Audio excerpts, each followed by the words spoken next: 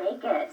So the first step we're going to do is finish this phyllo base. Okay, and more phyllo goes in here? More phyllo. How many sheets so far? It's 8 sheets total. There's 6 in there already. So we're just going to butter 2 more. Okay, I can do that for you. Okay, so we just butter it and then a little bit of sugar and fold the piece over. And then I sort of just worked around the shell clockwise. So this is a hazelnut frangipane. So I have a cup of toasted skinned hazelnuts. Those go in there. So you put the sugar right onto the buttered phyllo? I do, yeah. Just adds a little more crunch and sticks it together. So 2/3 of light brown sugar goes into my frangipane mixture, and a teaspoon of salt, and a tablespoon of flour. That sugar is important to get in there so that the nuts don't grind too fine. Oh, do you want to put a little more butter on the top? Oh, yes, I was just going to. The more butter, the better. Yes, well, that really does keep the nature of the phyllo. Right, gets But, nice and crisp yes. that way. All right, this is going to make a loud sound. Okay. And then, into this I'm adding some crystallized ginger. How much? 3 tablespoons of chopped crystallized ginger. And 4 tablespoons of butter, room temperature butter. And 2 large eggs.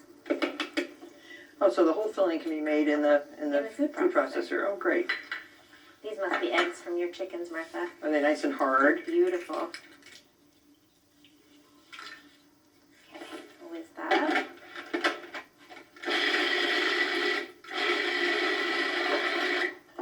And that's ready So to go. phyllo dries out so quickly, so you really have to keep it well wrapped, don't you? Keep it covered. They say cover it with a damp towel, but I actually think that plastic works a little better. Yeah, I think so too. And now I'll just butter this one. Mm-hmm. And then we're ready to fill? We're going to blind bake this one a little Oh, bit. I just okay. wanted to make sure it stayed nice and crisp. Just the way it is? Mm-hmm. Oh, with the edges hanging off? Yeah, I kind of kept it frilly and rustic looking. Okay. What temperature? 350 degrees. Okay. And for how long? 10 to 15 minutes. Set your timer.